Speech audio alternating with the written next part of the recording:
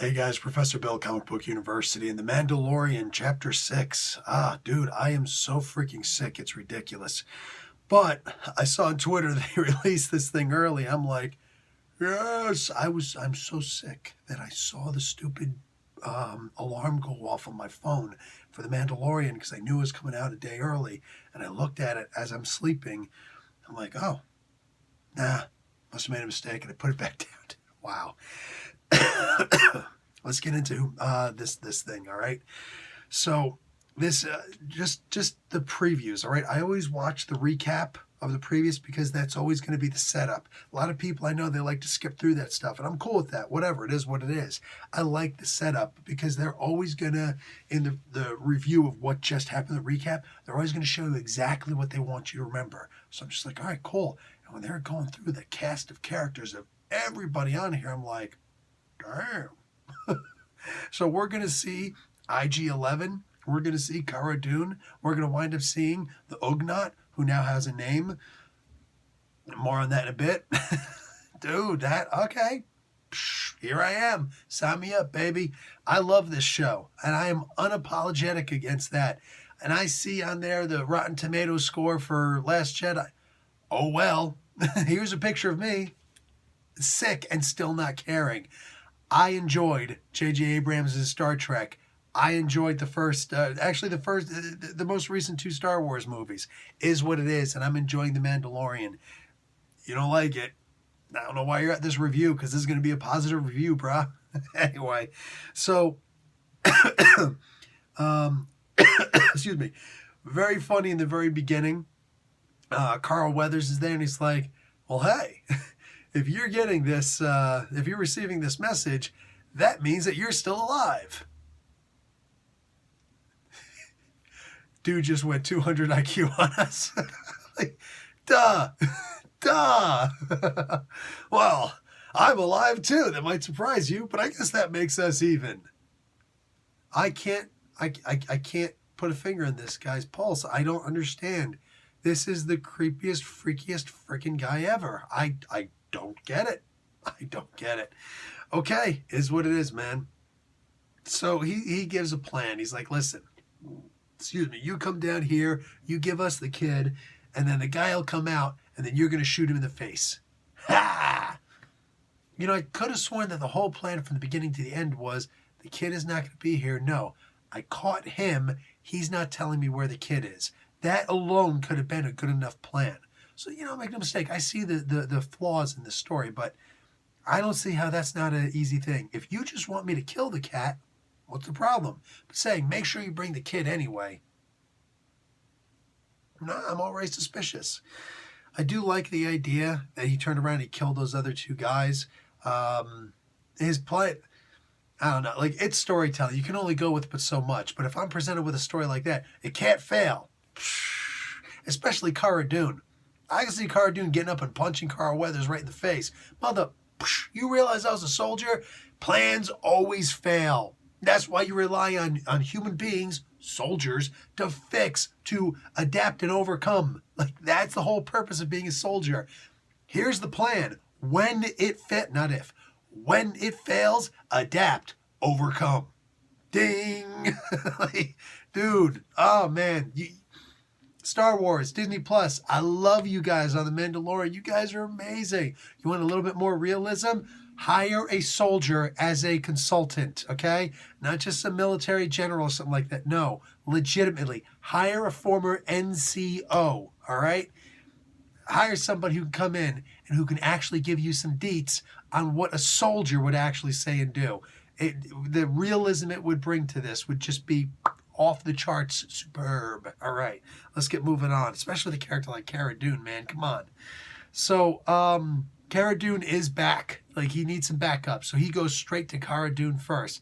And of course, we know he's going to go to the Mandalorian. He is the Mandalorian. He's going to go to the Ugnaught. He gets a name in this. His name is Queel. I like Queel. I like Queel. Queel's cool, man. Not too happy with what happened at the end of this show, though. I'm just saying. But you got to add some realism to this, brah. You got to, all right? And this isn't like I'm just saying, man, this isn't like a freaking Ewok dying, bro. This is the dude.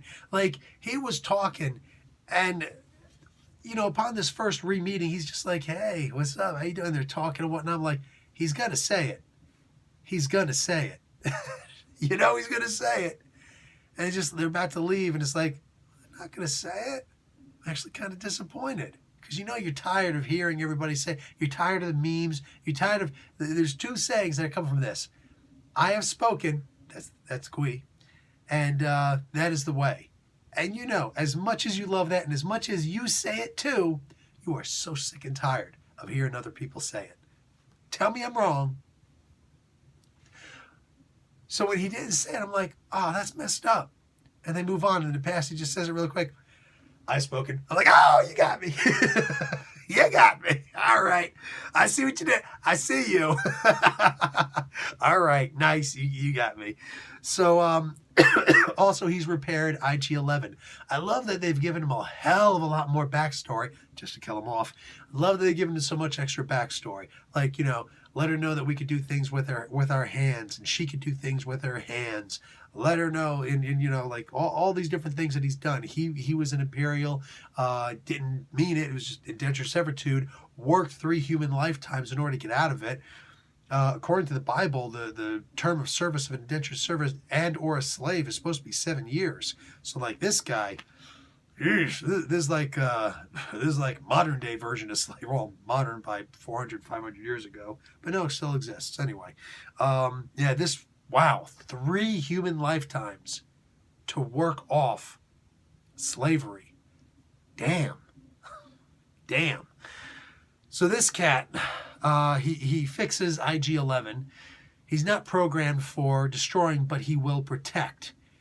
And to me, this was really important because this was the one line that was stated that made me realize, or at least led me to believe erroneously, that if he could just get back to the ship, everything gonna be all right, man.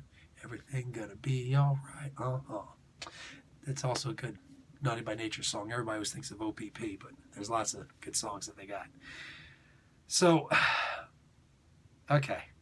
There's the one part where Kara and the Mando are arm wrestling. All of a sudden, Yiddle goes into, his name is Yiddle, goes into a force choke. He straight up starts force choking Cara Dune. And she's like, what's going on? I wasn't eating anything. Am I choking on my spit? What's going on? Because everybody knows that's happened once in a while. You're like, you know, whatever. It's like, damn, I almost got killed by spit. The human design is so flawed, specifically the head, man. I'm just saying, I'm being real. If someone could walk up behind you and kill you with their hand, you know what I'm saying? Like, just, you got 2 pathways, technically 3, pathways for air to come into your body. And if I could just with one hand, you know what I'm saying, block that all completely off, like, dude, the human design is flawed. And it gets worse when you think about it. It's not just breath, it's also eating and drinking. All the consumption comes through there. And conversation. You know what I'm saying? Granted, I don't want like 40 holes all over my body, but you get the gist, right? That's a heck of a design. So, anyway, Yiddle starts doing a force choke. And you saw his eyes. He's like, yeah, I'm going to get you. And all of a sudden, I'm not lying. I'm not going to lie. I got a little bit scared. Like, did they feed this little son gun after midnight? Because he straight up went full gremlin on me. I'm like, damn, he's no longer a Mogwai. He just went evil. Are we talking about dark side Yiddle? Is this a possibility? If the Empire, the Imperials, get their hands on him, which they did, are we potentially looking at dark side Yiddle? Imagine Yiddle as a Sith Lord. Nah, bro, like that's just messed up, man. That's messed up. Now, the Ugnaught, Gui, he said that this is not a construct. This is not some kind of a DNA construct that's going to turn around and be like, aha, you know, look, here's the strain or whatnot. You belong to me now. No. It's not like that. So he was actually grown, you know, too ugly. Ooh.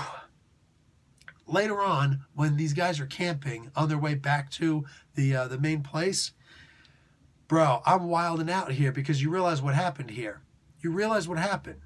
All of a sudden, George Lucas has two properties in the same license because Jurassic Park has come to mother effing Star Wars. I saw the pterodactyls come in. I'm like, okay, granted, everybody hates the third movie. I like the third movie, but whatever, man. And it's like the pterodactyl. I'm like, oh, that's it. Jurassic World. Forget about it, man. It's not just great dragons at this point. We're all doomed. We're all doomed. So all I need to see was freaking velociraptors and a T-Rex. I'm leaving. I'm not sticking around for this, man. Or at least stay very still with your lightsaber. This ain't like no Rancor, dude. Rancor versus T-Rex. Yeah. You guys thought about doing it. You never thought if you should do it. I forget how that line goes, but you get the gist. But this leads us to the most important thing in all of Star Wars history. Dude, I'm sick as a dog. I'm not feeling good. I'm genuinely thinking to myself, I'm being very critical with the comic books that I'm reading and whatnot. You know what I'm saying? Like, I'm trying to read some comic books and do some reviews. And I'm feeling very, like I'm being a lot more critical than I usually am because filter, gone, right? Bruh. I sat here and I looked at this, and I'm being dead serious when I say this. Possibly the most significant event that has happened in a very long time in Star Wars is they have just adjudicated to this television show that it is now canon, perfectly canon, the Force Heal. We have not seen this. I don't know if maybe in Rebels they did it or in some other TV show or something like that they did it. But the EU, the expanded universe, has for a long time talked about how there's a Force heal, how the Jedi heal, the Sith harm. You got the Force choke, you got the Force lightning. That's the epitome of the Force use. You know what I'm saying? For the dark side is the Force lightning. If you can do that, you are undeniably a master. There's a long reason why Darth Vader couldn't do it. He'd fry himself. But anyway, yeah, this is a big deal that all of a sudden he just used force healing. He just healed better than that med pack. I imagine that was a Bacta shot. That's a big deal.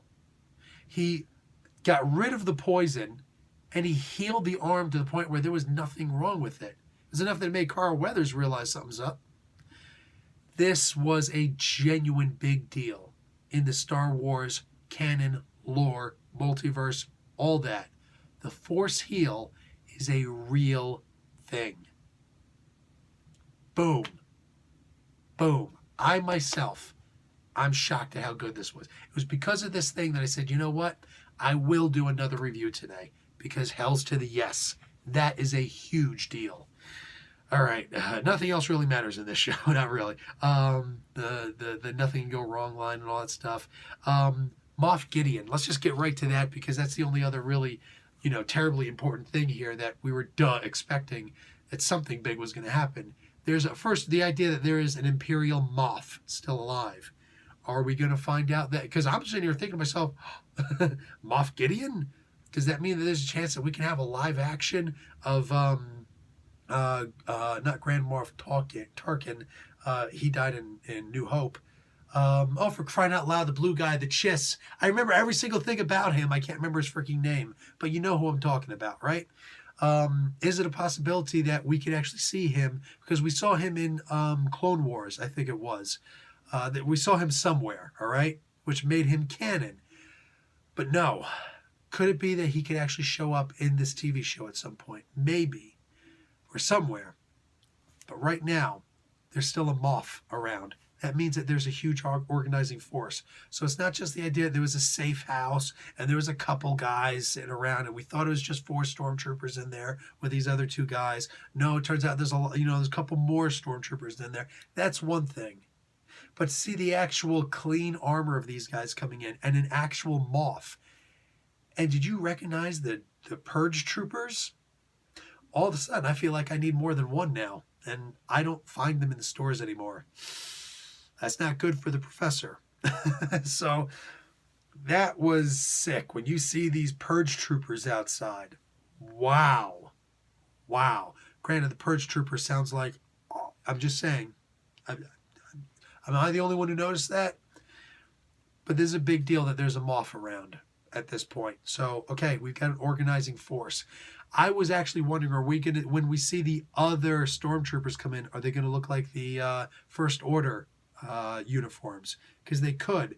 I'm hoping that we are going to see that explanation, how we switch from the old Imperial remnants to the New Order. I'm looking forward to it. This is a top-notch TV show. I love this TV show. Dude, Force heel for the win, baby. Boom! That's what I'm talking about. Yeah, I love this TV show.